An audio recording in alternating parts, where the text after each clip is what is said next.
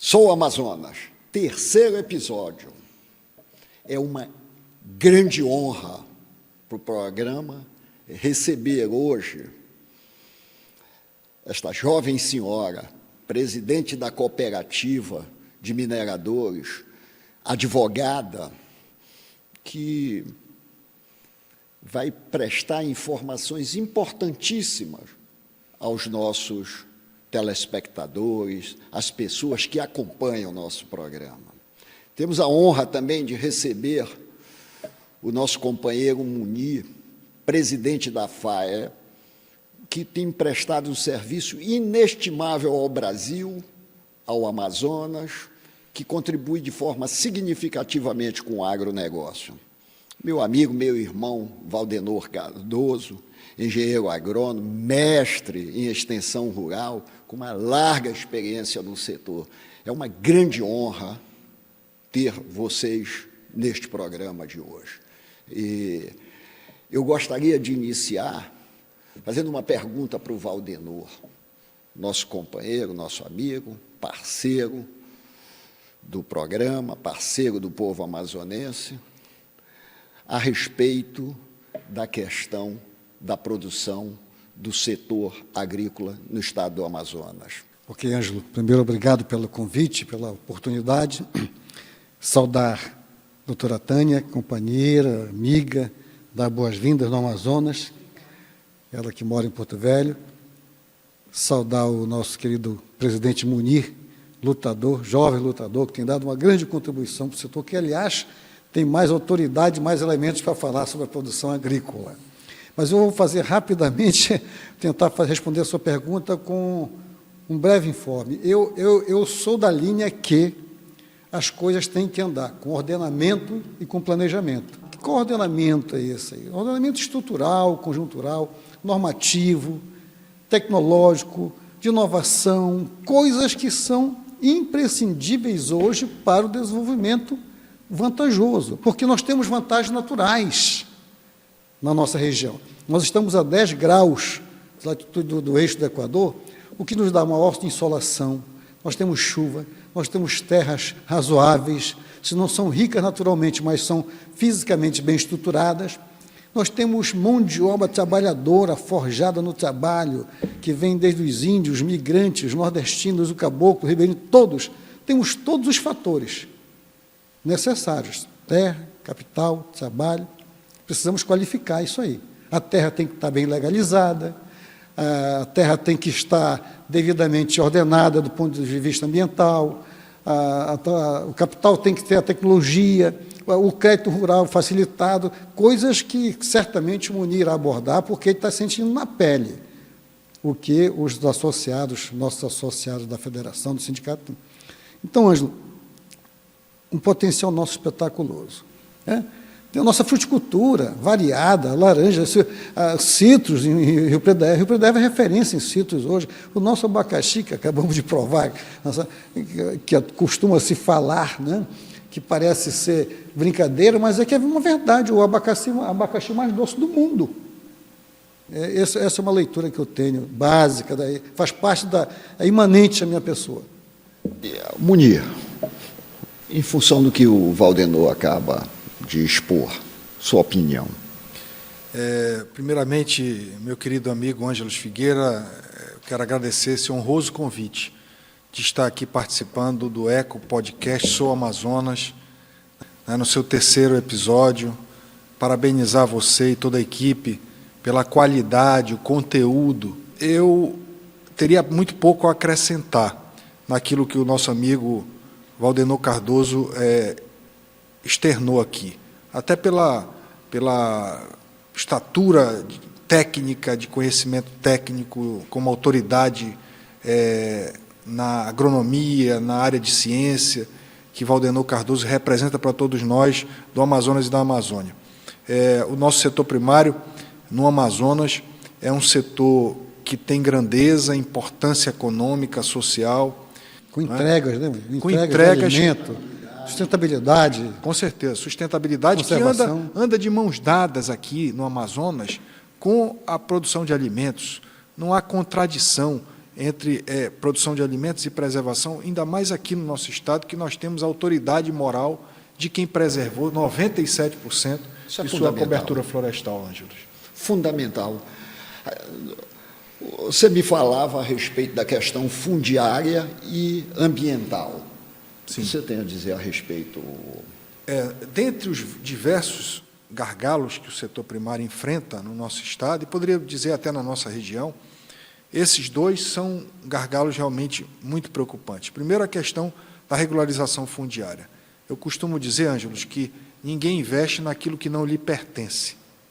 Então, é muito importante, nós temos uma parcela significativa dos produtores rurais no nosso estado e na Amazônia que ainda não tem o título das suas terras, para que essa titulação ocorra. Além disso, cada vez mais entrelaçado, Valdenor, essa questão da regularização fundiária, nós temos a regularização ambiental, né, que nós precisamos avançar, né, na implementação do Código Florestal. Ambiental só anda se funcionar a fundiária. Justamente. E aí, você, nesse momento que você tem dificuldades, tanto nesse campo da regularização fundiária, quanto da regularização ambiental, você tem um setor com uma extrema vulnerabilidade para ações punitivas, de criminalização, né, de pessoas que não adquiriram o seu documento da sua terra pela ausência de Estado. Nós temos na Amazônia profunda, no Amazonas profundo, uma ausência de Estado muito grande na regularização fundiária e na regularização ambiental. É lógico que temos outros gargalos, questão de infraestrutura, questão de dificuldade de comercialização, assistência técnica.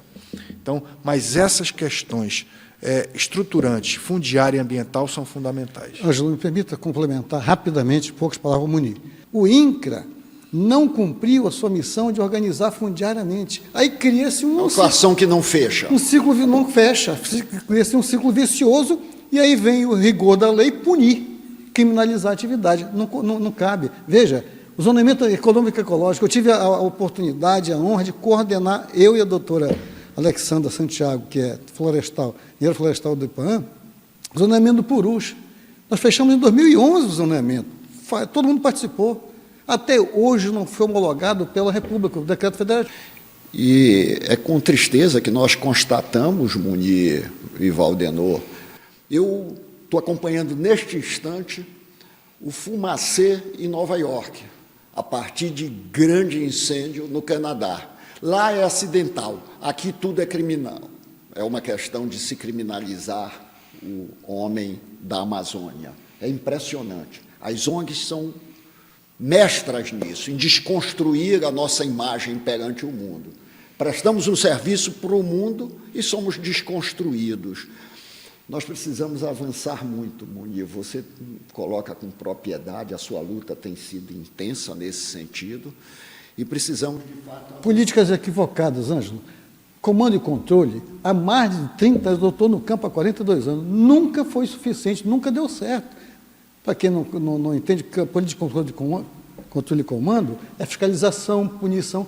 Não tem como cobrir a fiscalização. O que se tem que ter são políticas de tecnologia que a Embrapa tem, CEPLAC tem, vários setores têm, avançados para produzir com sustentabilidade. Mas, Valdenor, hoje nós estamos tendo a honra de receber essa jovem senhora que participa de uma luta impressionante, está aqui conosco no nosso podcast. É uma honra muito grande. Ela é presidente da Cooperativa de Mineração da Amazônia. E ela pode responder perguntas que realmente o povo brasileiro quer fazer. Boa tarde a todos. Eu quero agradecer o convite, Ângelos, Valdenor. Muito prazer, Munir. É um prazer para nós participar do podcast, do Eco Podcast. Nós enfrentamos muitas dificuldades. Antes, Tânia, vocês vivem a poluir de mercúrio nos rios? Não. todo o mercúrio É isso que o utilizado. brasileiro Mas é o que a ouve mídia todo fala, né? instante É o que a da mídia grande fala. mídia nacional. Na verdade, o que a mídia fala é que o garimpeiro joga o mercúrio no rio, né? É. Quando, na verdade, o mercúrio todo é utilizado com uma retorta, todo em circuito fechado. Então, 99% volta para o potinho do mercúrio e aquele 1% ficou ali na hora que o ouro se fundiu. Então não é o mercúrio da mineração que está contaminando o peixe. Não, não é o mercúrio da mineração que contamina peixe. Existem rochas inábricas que dispensam mercúrio no rio. Em São Gabriel da Cachoeira tem, nos rios de Manacapuru, o não Alexandre tem, do que, Piatã, que inclusive, nunca teve garimpo, foi diagnosticado que tem mercúrio em alta contaminação. Na Bolívia, tem uma rocha inábrica que derrama mercúrio no rio. E, mesmo assim, os estudos comprovam que a contaminação do mercúrio nos peixes ela está abaixo do permitido, muito abaixo do permitido. Não existe contaminação de mercúrio no garimpo, não existe isso. Em área indígena, você trabalha em área indígena? Não tem garimpo em área indígena. Quando a gente faz um requerimento para legalizar uma área, se tiver influência área indígena, ele é indeferido de plano. Não tem trabalho em área indígena. Então todo garimpo em área indígena é clandestino. Todo garimpo em área indígena é clandestino. Não existe possibilidade de regularização. Você me dizia, Tânia, quando conversávamos há pouco, que está se tocando fogo em draga de, inclusive, licenciado. Sim, tem Que uma é operação... licenciado há poucos dias pelo Estado, você me dizia. Sim, teve uma operação agora no Amazonas, e nessa operação explodiu-se, queimou-se mais de 50 equipamentos, as notícias que temos são essas, e as duas dragas que estavam legalizadas pelo IPAAM para pesquisa, que era uma coisa que a gente batia muito nisso, porque legaliza a pesquisa e não está renovando a licença do garimpo, sendo que é o mesmo trabalho, com o mesmo equipamento. As duas licenças de pesquisa que tinham naquela região, as dragas estavam lá e também foram queimadas. Licenças válidas. Para a ciência, eram para a ciência, era para pesquisa. Era para pesquisa. Era para De pesquisa. dados sobre garimpagem. E foram queimadas.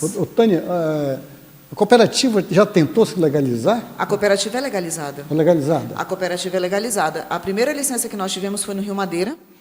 Essa licença ela teve uma validade e conseguimos renovar ela em 2018. E no Rio Madeira, a Justiça Federal suspendeu. Mas no Jutaí, a cooperativa tem licença no Jutaí e no Jandiatuba. Em 2014, essa licença foi emitida, ela ia vencer em 2015. A cooperativa deu entrada no pedido de renovação dela no tempo, que a lei manda, né, 120 dias antes do vencimento, e ela fica automaticamente prorrogada até decisão definitiva do órgão. Passaram-se 8 anos da nossa licença, do nosso pedido de renovação, e não tem decisão definitiva do órgão, ou seja, à luz da lei, de acordo com a resolução 237 do CONAMA e a lei 3.785 do Estado, a nossa licença é válida. Tânia, nós tivemos o prazer de entrevistar aqui o ex-ministro Aldo Rebelo. Ele falava de milhares de amazonenses, de brasileiros, que estão trabalhando na atividade aqui dentro do estado do Amazonas. O que tu nos dizes disso? O que tu nos dizes dessa relação? Porque vocês estão criminalizados. Você me dizia que trabalha com a sua filha de 6 anos do lado. Sim, o tempo todo. Na verdade, quando eu nasci, meu pai já era garimpeiro, né? Eu conheci garimpo com 2 anos de idade. Eu passava férias em garimpo, eu cresci na draga, na época era balsa e depois virou draga. Depois disso, teve uma operação da Polícia Federal que fechou esse garimpo. Então, nós vivemos dentro do garimpo todos os dias. Quando a gente vai fazer uma legalização de uma área que tem uma vistoria, sou eu que acompanho. Né? Minha filha vai comigo, todo mundo vai. Na verdade, o garimpo ele é assim, o garimpo ele é familiar. Não é essa imagem que o Brasil mas tem. Mas o garimpo ele é familiar. O garimpeiro, eu vejo muito na mídia dizer assim, que o dono da draga explora. Não, o dono da draga ele está ali em cima da draga junto com os operadores, junto com a cozinheira.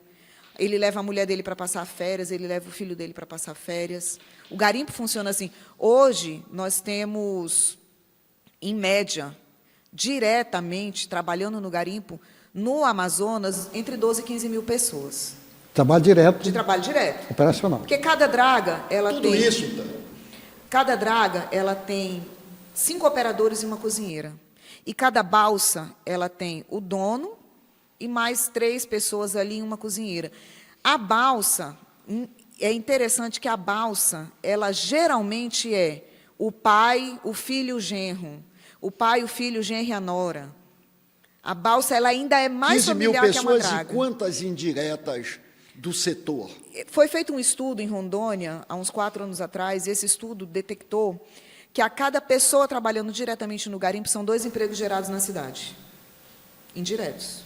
Dânia, tem um dado interessante que informa que de 100% que o ouro gera, fica cerca de 70% a 80% para custeio, para despesas, que é comércio. 90% de despesas. A lei fala, existe uma resolução da Receita Federal, é lei, quando você declara seu imposto de renda como garimpeiro, 90% é descontado automaticamente como logística, despesa. Só tributa-se 10% do que se produz.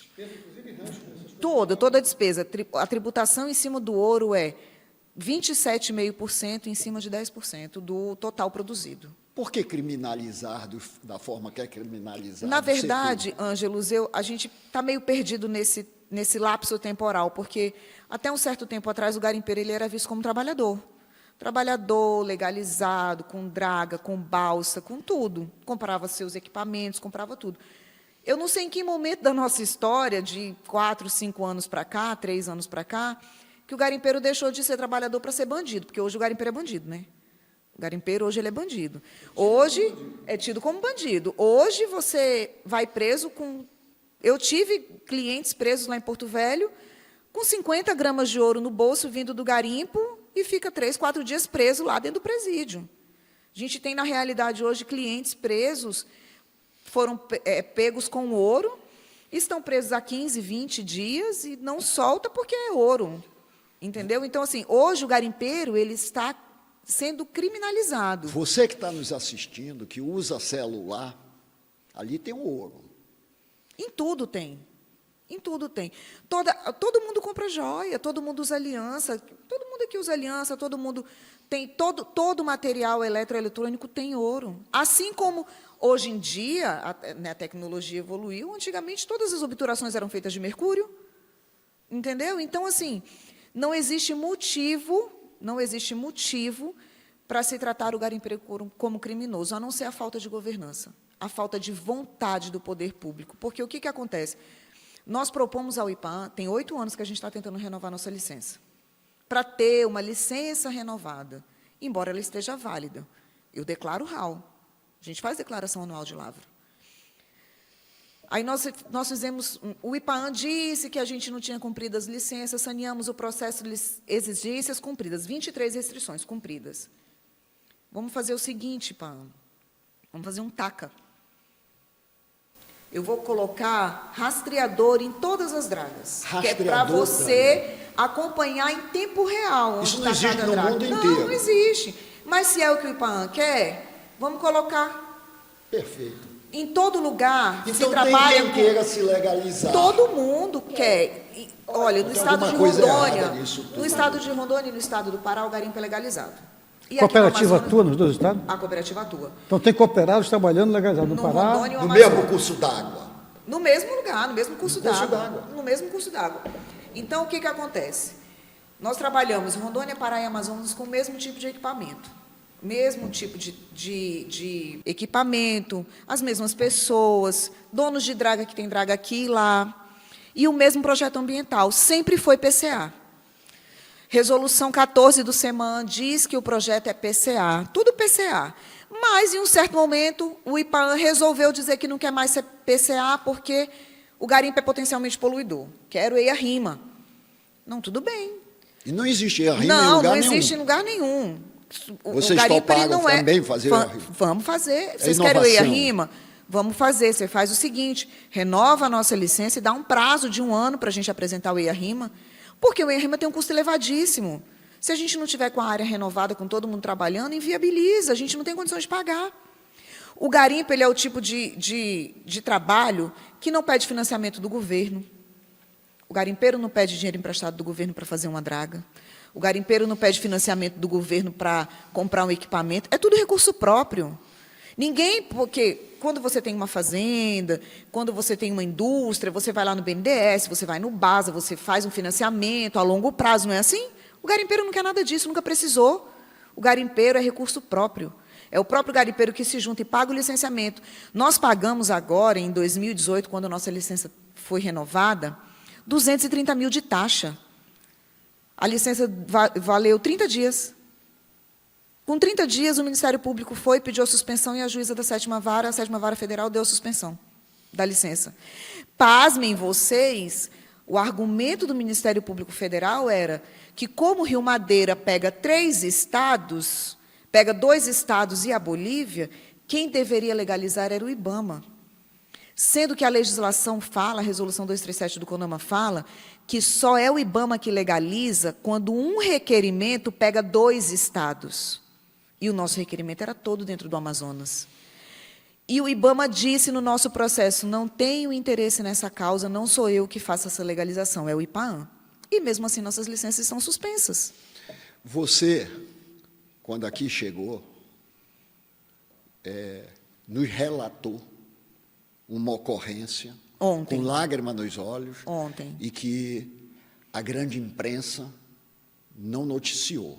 Não. E que mexeu com toda uma cidade. Por que criminalizar da forma que é criminalizado? Na verdade, Ângelos, a gente está meio perdido nesse lapso temporal, porque até um certo tempo atrás o garimpeiro ele era visto como trabalhador.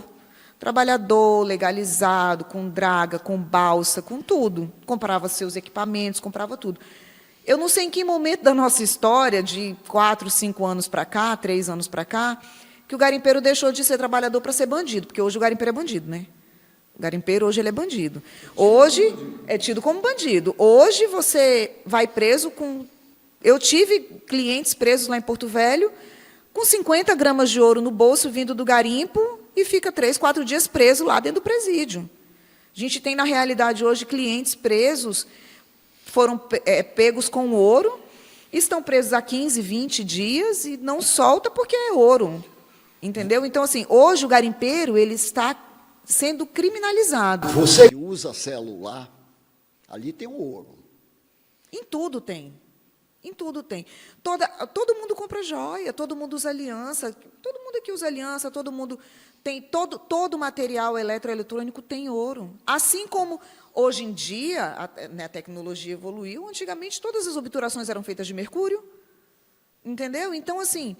Não existe motivo para se tratar o garimpeiro como criminoso, a não ser a falta de governança, a falta de vontade do poder público. Porque o que acontece? Nós propomos ao IPAAN, tem 8 anos que a gente está tentando renovar nossa licença, para ter uma licença renovada, embora ela esteja válida. Eu declaro RAL. A gente faz declaração anual de lavra. Aí nós fizemos... O IPAAN disse que a gente não tinha cumprido as licenças, saneamos o processo de exigências cumpridas, 23 restrições cumpridas. Vamos fazer o seguinte, IPAAN. Vamos fazer um TACA.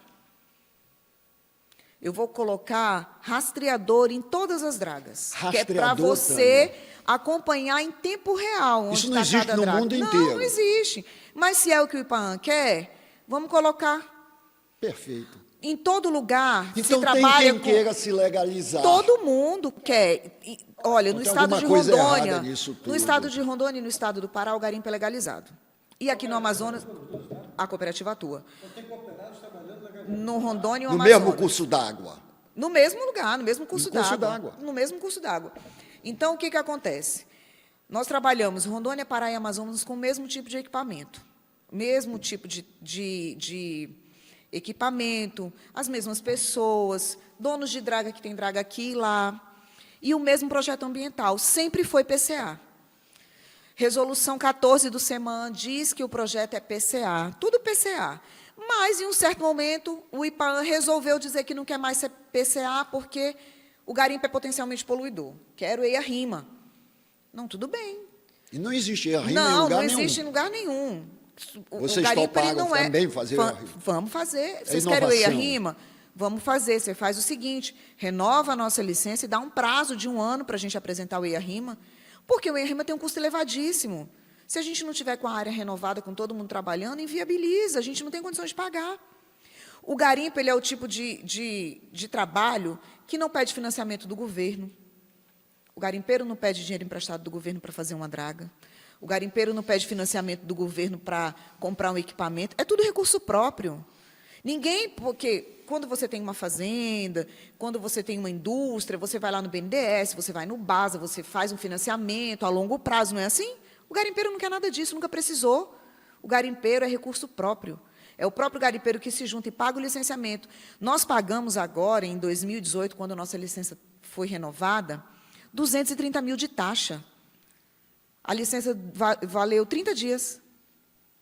Com 30 dias, o Ministério Público foi, pediu a suspensão e a juíza da 7ª Vara, a 7ª Vara Federal, deu a suspensão da licença. Pasmem vocês, o argumento do Ministério Público Federal era que, como Rio Madeira pega 3 estados, pega 2 estados e a Bolívia, quem deveria legalizar era o IBAMA. Sendo que a legislação fala, a Resolução 237 do CONAMA fala, que só é o IBAMA que legaliza quando um requerimento pega 2 estados. E o nosso requerimento era todo dentro do Amazonas. E o IBAMA disse no nosso processo, não tenho interesse nessa causa, não sou eu que faço essa legalização, é o IPAAM. É por isso que a gente pede para legalizar e jogar a responsabilidade para cima da cooperativa, que a cooperativa tem como se responsabilizar, tem meios para isso. Enfim, o que acontece? Teve uma operação que durou, acho que, uns 20 dias, na região do Japurá. Essa operação explodiu, estava IBAMA, Polícia Federal e ICMBio com o apoio do Exército. Isso foi noticiado em rede nacional. Noticiado em rede nacional. Houve a explosão de aproximadamente 50 equipamentos. Explosão, com detonadores. Nós temos imagens, vídeos dessas dragas sendo explodidas. Foram nessas operações que foram as balsas que estavam licenciadas? Foi nessa operação. E aí, a operação acabou. A polícia saiu. Nós tivemos a notícia de que uma dessas dragas, a pessoa foi lá tentar recuperar o equipamento, trazer para a cidade, ainda no calor da operação. A polícia pegou e deu uma multa.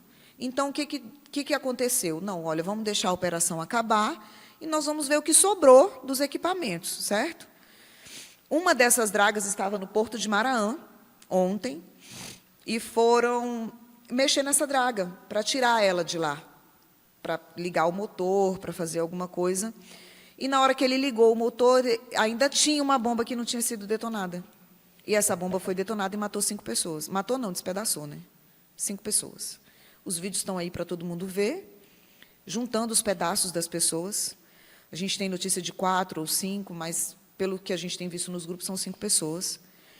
E temos notícias de outras bombas em outras dragas que não foram detonadas. Os garimpeiros, a gente escuta nos grupos, estão chamando de armadilha. Deixaram uma armadilha para a gente morrer, né? Então, parece-me que ontem aqui foi noticiado num programa de televisão e a Polícia Federal e o IBAMA soltou uma nota dizendo que não usa aquele tipo de detonador, mas as dragas foram explodidas por eles, PF, IBAMA e ICMBio, com apoio do Exército. Foram essas equipes que estavam lá. Foi o que passou em rede nacional para todo mundo ver, né?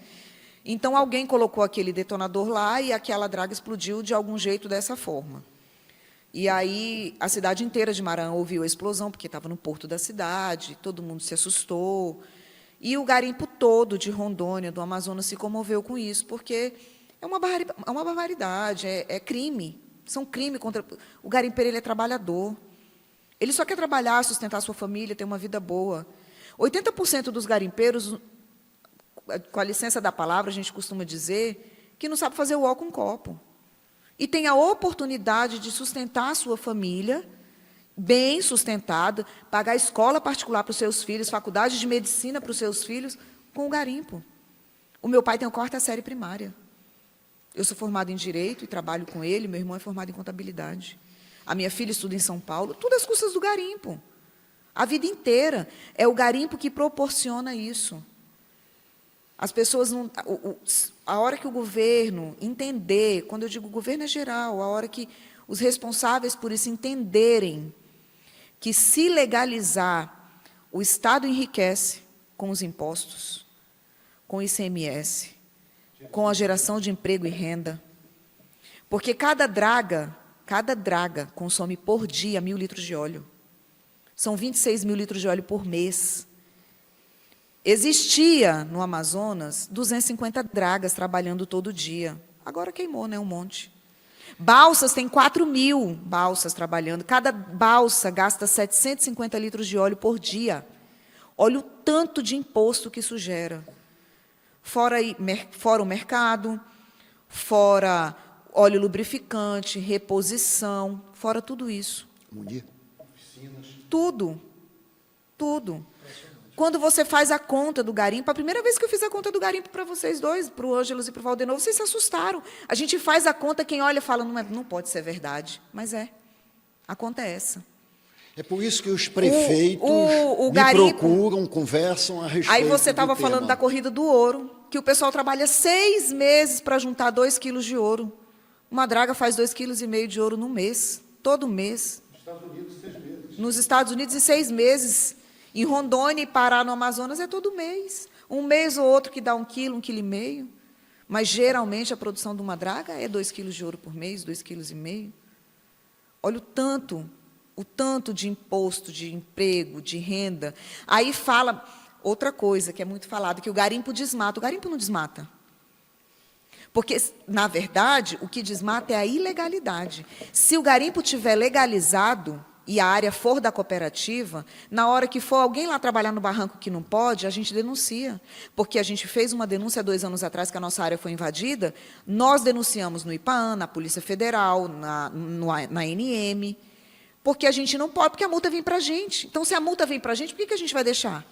Desmatar, trabalhar em barranco, a gente não deixa. O Eco Podcast tem compromisso com sustentabilidade, tem compromisso com legalidade, tem compromisso com desenvolvimento. O que é que tu tens a nos dizer, Munir, a respeito do marco temporal? E antes de falar também do marco temporal, que é uma questão muito atual, Ângelos, dizer que realmente nos preocupa muito de algumas visões que nos parece que confundem a essência da sustentabilidade, que é um tripé: a sustentabilidade ambiental, social e econômica. E que sustentabilidade não é sinônimo de intocabilidade, de santuarização, Valdenor. Sustentabilidade pressupõe a exploração em bases sustentáveis e racionais. Nós precisamos explorar de forma racional a Amazônia. Para nós, não responde aos desafios de nós amazonenses e amazônidas, nem o extremo da exploração predatória e racional, à margem da lei, nem a intocabilidade, que não responde mais ainda, e sim o caminho do meio, da utilização racional, com base em instrumentos científicos, como o Valdenor citou, o zoneamento ecológico e econômico, a ciência e a tecnologia, para que nós possamos, afinal de contas, nós não somos brasileiros de segunda categoria, segunda classe, os quase 30 milhões de brasileiros que estão aqui na Amazônia. Nós precisamos ter as mesmas condições, oportunidades de manter as nossas famílias. Mas você falava sobre a questão do marco temporal. Nós, do agro, estamos muito ansiosos e acompanhando com muita preocupação essa situação, porque o marco temporal é algo fundamental para que nós tenhamos, de um lado, a garantia dos direitos dos povos indígenas, dos povos originários, e nenhum de nós é contra isso, mas, de outro lado, também a garantia da segurança jurídica necessária para o produtor rural, para a produção de alimentos, né, que são valores fundamentais para a sociedade moderna, a sustentabilidade ambiental e a segurança alimentar. Então, e para isso, nós tivemos aí a aprovação do PL 490 na Câmara dos Deputados, agora já no Senado da República, e a nossa expectativa é que o Senado confirme essa aprovação, né, para que tenhamos, então, aí a definição desse marco temporal e a segurança jurídica para o Brasil, eu diria até, não só para o produtor rural, para o agro brasileiro. E o Supremo Tribunal Federal iniciando o julgamento também do marco temporal, não é? Esperamos que isso se conclua de uma maneira madura e que prevaleça a jurisprudência que é do próprio Supremo Tribunal Federal, porque nunca é demais lembrar que o marco temporal surgiu da jurisprudência do Supremo Tribunal Federal, Valdenor, quando do julgamento do processo da terra indígena Raposa Serra do Sol. E isso é muito importante que seja mantido, e essa é a nossa expectativa. Ângelo, eu vou começar agradecendo a você mais uma vez e registrar a satisfação da sua iniciativa de organizar esse ambiente de conversa, de discussão, de assuntos tão importantes e necessários, sine qua non, para o desenvolvimento sustentável do Amazonas. Eu fiz umas contas aqui, há 46 anos que eu estou no campo profissional, mas eu venho desde os 13 anos mexendo. Minha família era exportadora de pirarucu, de juta, de borracha em Parintins, couro de jacaré, eu participei da medição de 5.000 pés de jacaré, enfim. Mas eu também tive a oportunidade de participar de um projeto agrícola que foi o retorno do cacau para a Amazônia. Trabalhei em Jaru, Rondônia, na terra da Tânia, com saudade, primeiro ano, o grande ano da minha vida foi em Jaru, e nós conseguimos, sim, fazer desenvolvimento da cacaucultura sustentável no Amazonas. É possível fazer desenvolvimento sustentável na Amazônia. Nós fizemos, estamos fazendo, CEPAC continua fazendo. O Pará hoje é o maior produtor de cacau do Brasil, com cerca de 200.000 hectares plantados, produzindo 160.000 toneladas de cacau seco, porque é consorciado com espécies florestais, madeireiras, etc. Então, é possível fazer, Ângelo. E essa tua luta, isso tem muito a ver com essa nossa necessidade, o teu empreendedorismo. A Índia já lhe premiou pelo trabalho que você fez, e hoje você está conosco. Recentemente passamos na Secretaria, tive a honra de trabalhar com você na SEDECT, quando fizemos o primeiro grande fórum de desenvolvimento. Honra minha, hein? Honra minha, para o bem do povo do estado do Amazonas. E tivemos a oportunidade de entregar um plano de diretrizes. Não é um plano perfeito e acabado, mas nós dissemos, olha, tem um rumo aqui. Você vai trilhar 15 vetores econômicos. Então, você tem essa visão estratégica, desafiador, você lutador, conciliador, construtor de pontes. Eu quero te parabenizar pela iniciativa, pela oportunidade. Nós precisamos disso. Ao Sabá Noronha, que é o nosso suporte, amigo, irmão, suporte, com a sua estrutura belíssima aqui, continuemos na luta. É possível fazer. O Amazonas já teve desenvolvimento sustentável, temos uma fase que esvaziou, nós temos que retomar isso. Inclusive, Valdenor, há uma decisão extremamente importante, que é a retomada da Secretaria de Mineração por parte do Estado. Sim, o governador Wilson teve essa iniciativa brilhante de separar, dar um caráter de Secretaria de Estado, dado a importância que tem a mineração, petróleo e gás para o nosso Estado. Nós trabalhamos muito esses eixos lá na Secretaria, na SEDECT, e percebemos a importância, o volume, por tudo. Nós esperamos que essas equações sejam, de fato, executadas, porque é inaceitável que tenhamos milhares de amazônidas aqui no nosso Amazonas que precisam usufruir. Inclusive, advogamos que as áreas indígenas possam ser exploradas pelos indígenas.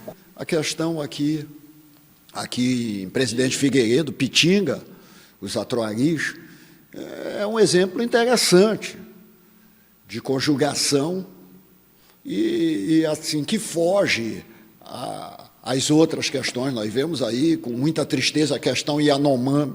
Era para que eles estivessem explorando ali. Era como acontece nos Estados Unidos, como acontece no Canadá. Advogamos que eles participem da riqueza, que não só sejam guardas e que recebam benesses, que não atendem suas necessidades, tanto não atendem que a gente vê as manchetes mostrando as dificuldades. Mas é uma honra muito grande ter você conosco hoje, Valdenor, e todos os dias na luta em prol desse nosso Estado, em defesa.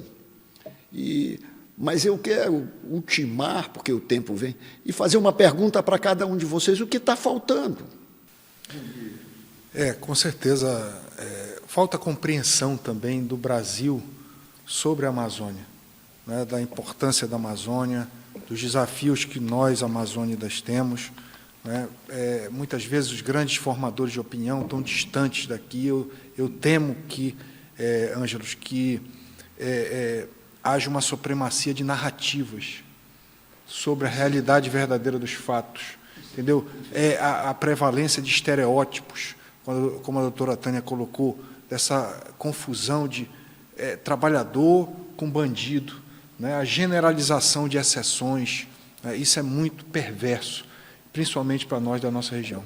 Quando se criminalizou o manejo florestal, uma atividade desejável para a sustentabilidade desses 97% de cobertura vegetal, não podemos duvidar de mais nada. E foi brilhante a fala na gravação que você participou do ex-ministro, quando coloca essa questão das narrativas a partir de multinacionais, a partir de ONGs, que criminalizam o nosso irmão, o nosso companheiro do interior. A mídia vem e faz uma narrativa em cima da exceção que coloca o Munir, mas não vem fazer uma matéria na Mil Madeiras, que está aí há 28 anos fazendo manejo, gerando emprego, gerando renda, ocupações e o sistema florestal totalmente... E veja, nós acabamos de noticiar um fato relatado pela Tânia que a grande mídia não tocou. Não. Acabamos de falar. É um exemplo. Na verdade, só vai para a mídia o que é interessante, né? O que é interessante. Porque o que acontece? Na maioria das reportagens que criminalizam o garimpo, a maioria delas é de origem de ONG. A maioria delas. É origem? De ONG.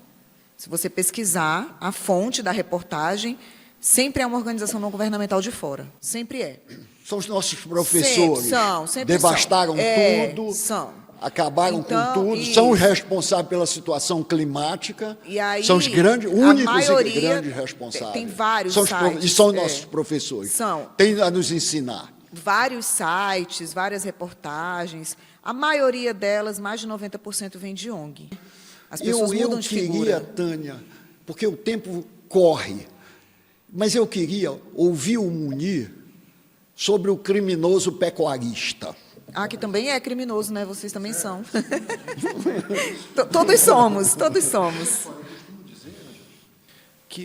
Veja só, esse produtor rural que está, volto a dizer, lá na Transamazônica, sem luz elétrica, sem asfalto na porta, sem escola para o filho, sem posto de saúde para a família, esse cidadão merece punição ou uma condecoração pelo Estado brasileiro? Abandonado à própria sorte, praticamente, e tratado como bandido. Lógico que voltamos a dizer, como já a doutora Tânia colocou, você reiterou, nenhum de nós, de maneira nenhuma, nem de longe, estamos aqui fazendo apologia ao que está à margem da lei. O que estamos dizendo, para quem está à margem da lei, os rigores da lei, né? Mas deixando muito claro de que não é honesto intelectualmente você trazer exceções como regra geral. A regra geral são pessoas de bem, são verdadeiros lutadores, guerreiros que estão produzindo na pecuária, no sul do Amazonas, por exemplo, Ângelos, para crescer, para dar o pão para a sua família, e nem de longe podem ser confundidos com grileiros, com bandidos, com criminosos. São pessoas de bem que estão lutando, que se por alguma razão não estão alcançando todo o ordenamento de documentação, principalmente a questão fundiária, na verdade, ele é vítima, muitas vezes, da ausência de Estado, que não lhe proporciona. Eu lembro agora, uma situação de uma liderança lá do 180, do distrito Santo Antônio do Matupi, na Transamazônica. E ele me ligou e disse, Munir, o que a federação pode fazer, rapaz, porque a Polícia Rodoviária Federal está aqui multando, apreendendo a motozinha de um produtor que passa com um balde de leite atrás, porque não tem carteira de habilitação. E eu disse, mas o pessoal está sem carteira de habilitação aí? Ele disse, mas Munir, nunca o Detran veio aqui para tirar a carteira de habilitação. E são pessoas que não conseguem sair de lá. Eu conheço a Transamazônica toda, porque a gente sai de Porto Velho e vai para Itaituba de carro, né? Já fui algumas vezes, então, essa região toda eu conheço. E só sabe a dificuldade que aquele povo passa quem passa ali. Só sabe a dificuldade que o garimpeiro tem quem vai lá. Olha, para você sair daqui, de Manaus, se você for de lancha rápida, para o Jutaí, você demora dentro de uma lancha 32 horas. 32 horas. Jutaí não tem aeroporto, nem para avião grande, nem para pequeno. Tinha em São Paulo de Olivença, não pousa mais, parece que agora que vai voltar. Só sabe da dificuldade, tanto do garimpeiro quanto do produtor rural, que está lá no meio do nada, quem já conhece, quem já foi. É muito difícil. É muito difícil. São pessoas que não têm oportunidade de estudar, que, para o seu filho estudar, ele tem que mandar seu filho para morar na casa de um parente, porque não tem onde estudar. Esses são os grileiros, esses são os criminosos. Voltando ao Matupi, que o Munir colocou com muita propriedade, o cadastramento ambiental rural, que eu tive a oportunidade também de participar da criação, representando o Estado do Amazonas em Brasília, a lei estabelece que é obrigação do poder público fazer o cadastro para produtores até 4 módulos, até 400 hectares. E o poder público não fez, nem o federal, nem o estadual e nem o municipal. Hoje, 80% está com inconsistência. Ou seja, o próprio poder público, que criou a lei federal, não exerceu, não orientou, não definiu, não compartilhou com o Estado, com o município, deu condições para fazer. E hoje vem criminalizar, tem que prender gado, expulsar, etc. A gente se sente muito impotente quando a gente vê as reportagens na televisão falando que o garimpo destrói, leva à prostituição, que o garimpo acaba com tudo. É triste, e a gente não tem para quem reclamar. Meu pai sempre diz, minha filha, a gente não tem para quem reclamar. E é exatamente assim que a gente se sente. Então, uma oportunidade como essa, ela é muito importante para a gente, mostrar o nosso lado, o que é o garimpo, como é o garimpo, que a gente possa, de uma próxima vez, eu não sei se é possível, Sabá, Ângelos Valdenor, fazer uma reportagem. Iremos sim. Entendeu? Porque, assim, mais uma vez dizer, a cooperativa é a favor da legalidade, não é a favor do trabalho ilegal, não é a favor. Que os ilegais sejam punidos, exatamente, sejam punidos, mas que se legalize. Porque, para você punir quem está trabalhando ilegal, você precisa legalizar, dar a oportunidade. Olha, eu te dei a oportunidade de se legalizar, você que não quis. Mas aí não dá oportunidade, vai lá e queima, e prende. E acontecem essas tragédias que acontecem. Tânia, com governança nós temos mais equação, um encaminhamento positivo para a questão ambiental, para a questão social e para a questão econômica. Lógico, porque se você tiver uma área... Nós temos áreas requeridas, legalizadas no Jutaí, São Paulo de Olivença, requeridas no Japurá, no Puré, em São Gabriel da Cachoeira, no Rio Negro. Nós temos áreas requeridas para todo lado. Por que, Tânia, que vocês têm tantas áreas requeridas? Para dar a oportunidade de todo mundo que quiser se legalizar trabalhar. Que o Estado jogue para a cooperativa essa responsabilidade, que fala assim, olha, está aqui, você apresentou o plano de controle ambiental, você apresentou seus estudos, agora vai ser de você que eu vou cobrar. Se contaminar o rio, se derrubar o barranco, se acontecer alguma coisa, é a cooperativa que vai pagar. Por que a cooperativa cobra do cooperado? Porque a gente tem um termo que ele assina, que a primeira coisa que ele perde, se ele cometer qualquer crime, é a draga. Perde a draga. Sua draga fica de garantia de pagamento da sua multa. Então, a cooperativa tem condições de organizar os seus cooperados, as pessoas. E se a cooperativa estiver legalizada, outras pessoas vão querer entrar na cooperativa, porque não vão ter problema. Então, o ideal é que se legalize, para ter de quem cobrar, para ter imposto. A lei permite? Claro, a lei permite? Lógico. Estamos legalizados no Pará e no Amazonas, em Rondônia. Estamos legalizados no Amazonas também. Munir. Ângelos, mais uma vez agradecer, né, a você, ao Sabá, ao Valdenor, o convite para que nós pudéssemos participar desse debate. Com a minha humilde contribuição aqui nesse debate tão rico de reflexões tão profundas, né, e tão importantes. Agradecer a todos que estão acompanhando aí o podcast, né, e dizer que realmente é uma iniciativa extremamente alvissareira, porque nós precisamos desses espaços para esses debates, para essas reflexões, né, essa trincheira de nós debatermos com realismo, onde prevaleça a racionalidade e os interesses nacionais sobre os destinos dessa região tão fantástica, com uma população tão importante e que precisa ter dignidade, qualidade de vida. E nós acreditamos que o setor primário é um desses veículos que pode perfeitamente colaborar com esse desenvolvimento tão necessário para a Amazônia e para os nossos amazônios. Muito obrigado, Ângelos. O compromisso do Eco Podcast é com desenvolvimento sustentável, no sentido lato. Compromisso que nós vamos exercitar e agradecer aos senhores que têm acompanhado e essa audiência que tem aumentado tanto. E que teremos muitas novidades. Nossa base, a nossa plataforma, uma série de novidades que estão sendo programadas pela direção e que o intuito e o compromisso, eu torno a reafirmar, é com você.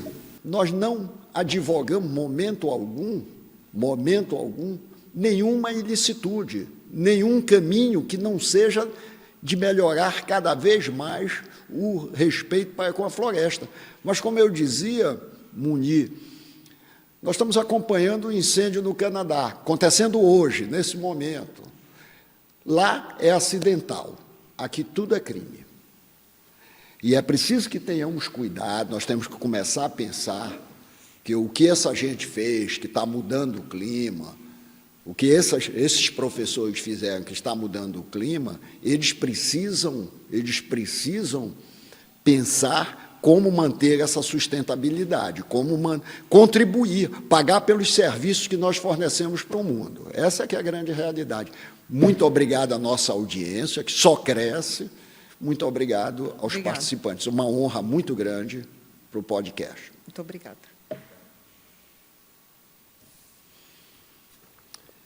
Minha gente.